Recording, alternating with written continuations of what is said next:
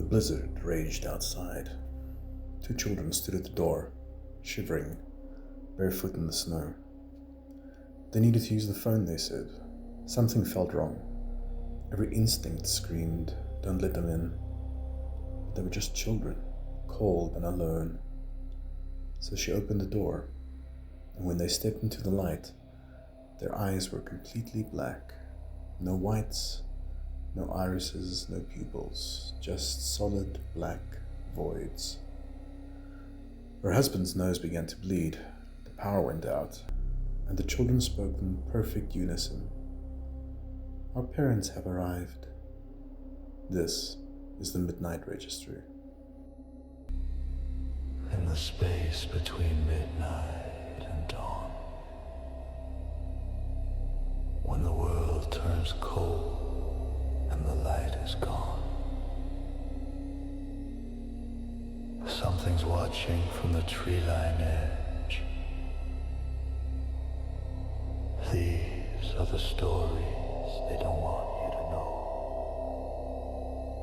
Before we get into tonight's story, I want to give credit where it is due.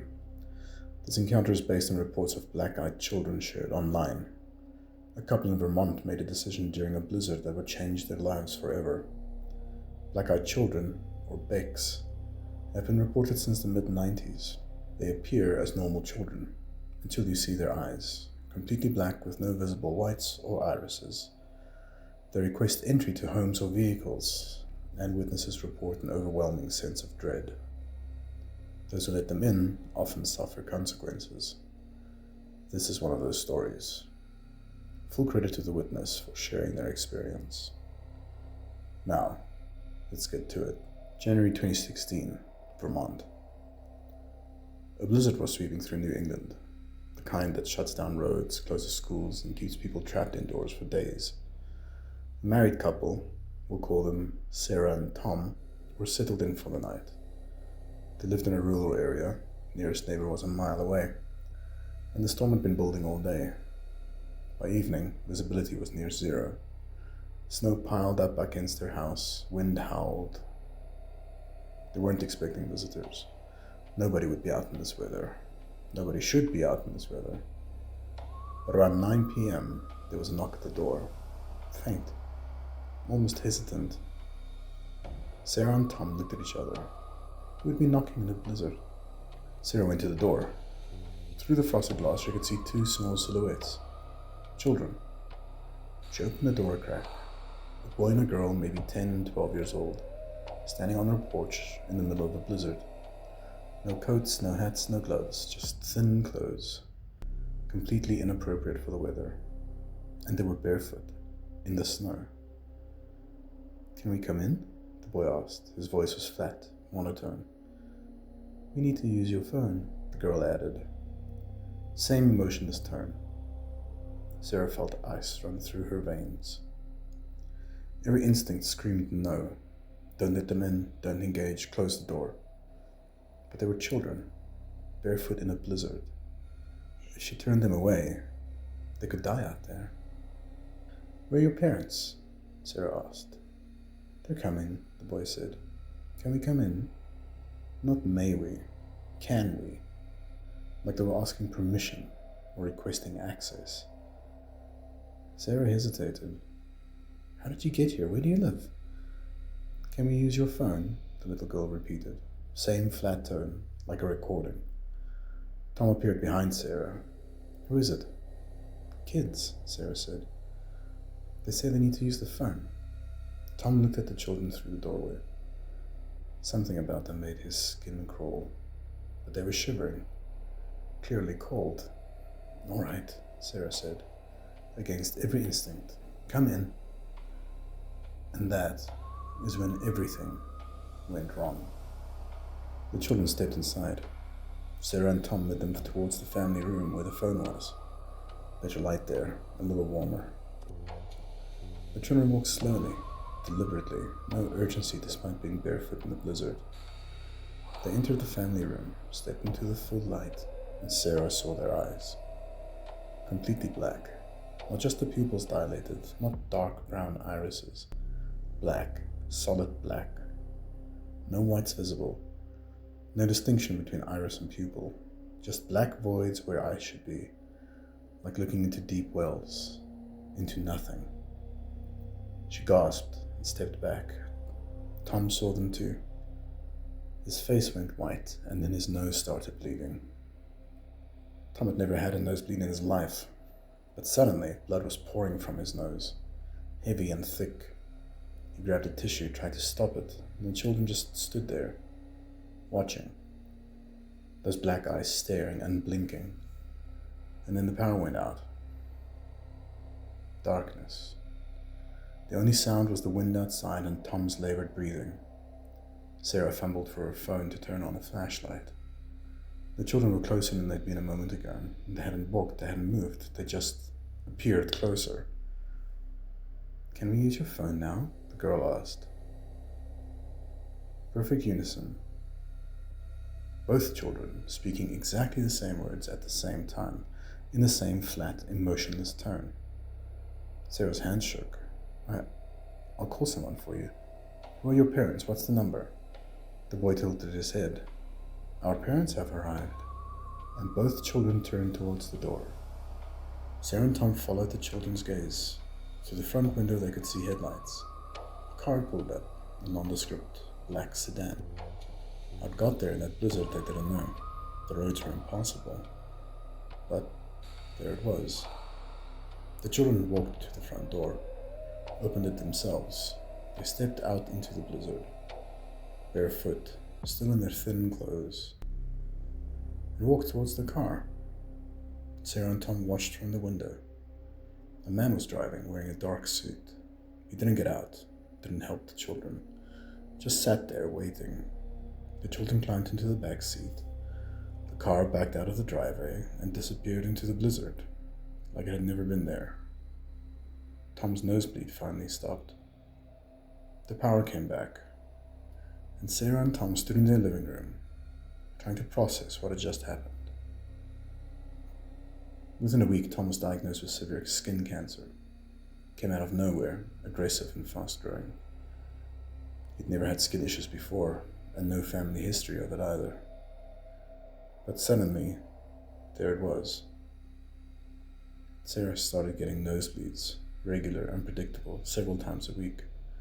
She also developed a host of other medical issues: chronic fatigue, headaches, joint pain. Doctors couldn't find a cause. Over the following months, both of them dealt with escalating health problems. Nothing terminal, nothing obviously connected. Just slow, steady decline. And they both knew. Deep down. They knew. It started the night they let the children inside. The night they saw those black eyes. The night they ignored every instinct that screamed, "Don't let them in." Then invited something into their home and had left a mark. A price for their compassion. A consequence for opening that door. Blackout children have been reported since 1996.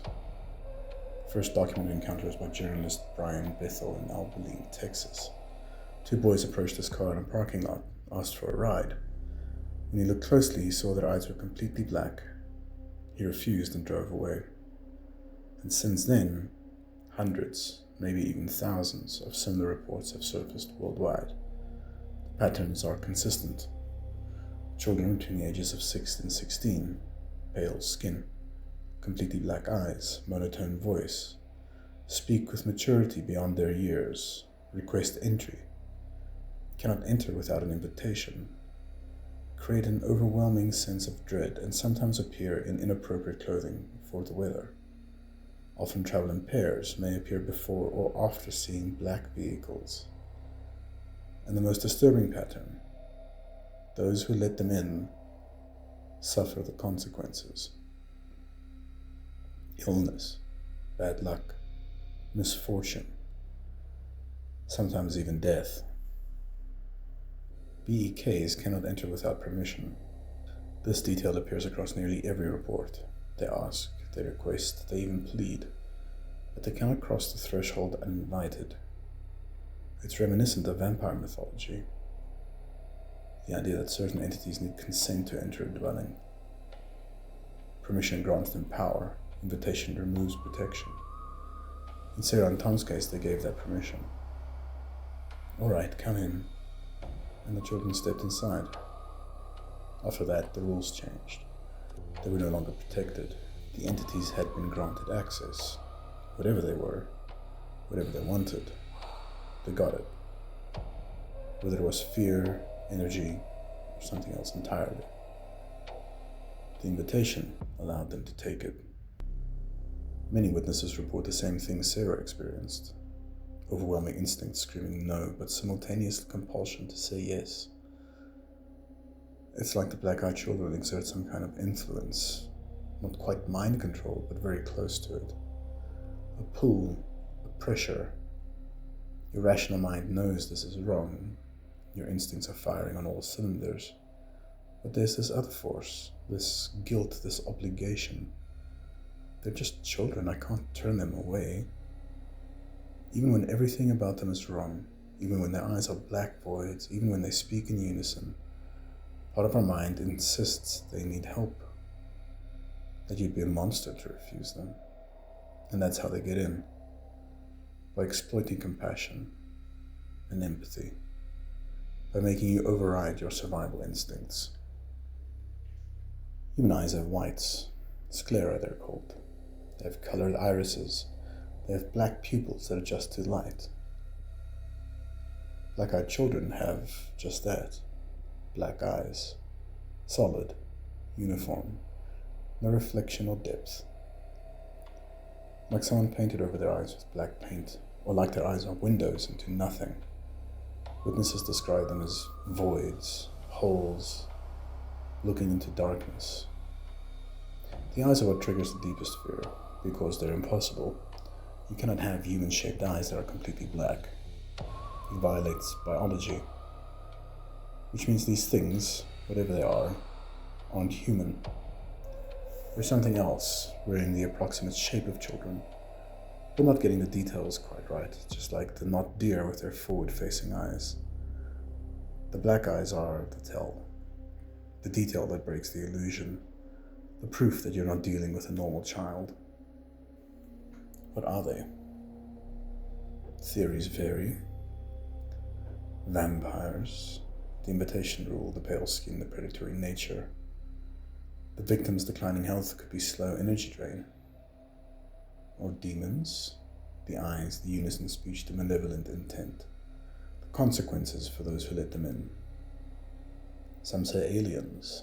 Some reports mention black vehicles, men in suits. The eyes resemble descriptions of grey aliens.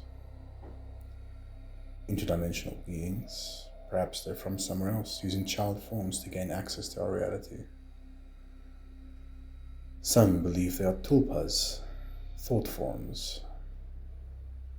Someone's belief created them. Enough people feared this concept that it manifested. Or perhaps they are something older, something that's always been here, and we've only recently started recognizing the pattern. The truth is, we don't know. All we have are the reports, the consistent descriptions, the repeated warning, don't let them in. Whatever they are, don't give them the permission. Brian Bethel's original 1996 encounter, two boys in a movie theater parking lot asked for a ride. He refused. A man in Ohio in 2010, two teenagers outside his workplace appearing on security cameras. Next morning, soon was carved into his door.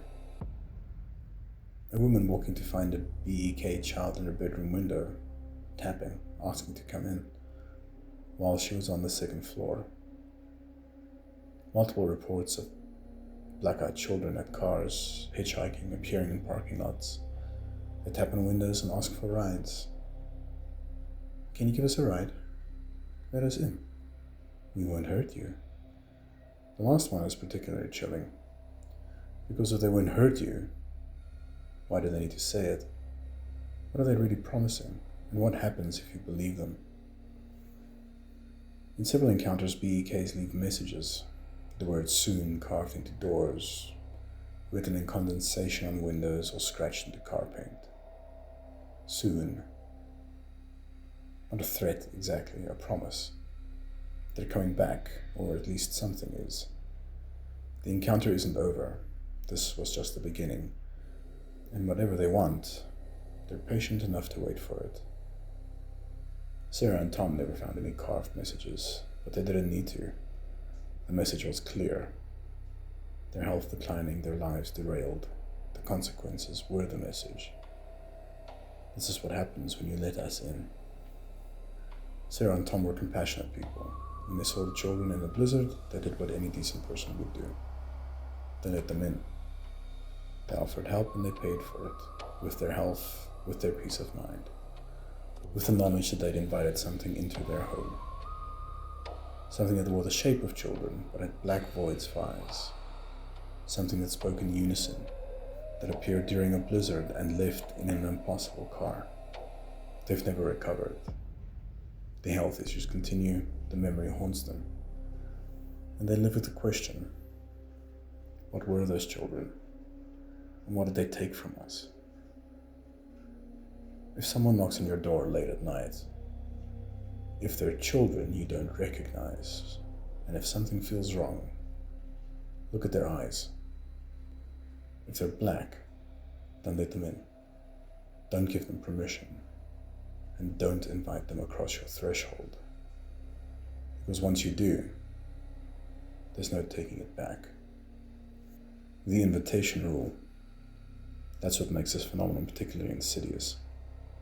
These entities cannot force entry, they must be invited, which means they've evolved or been designed to exploit human psychology.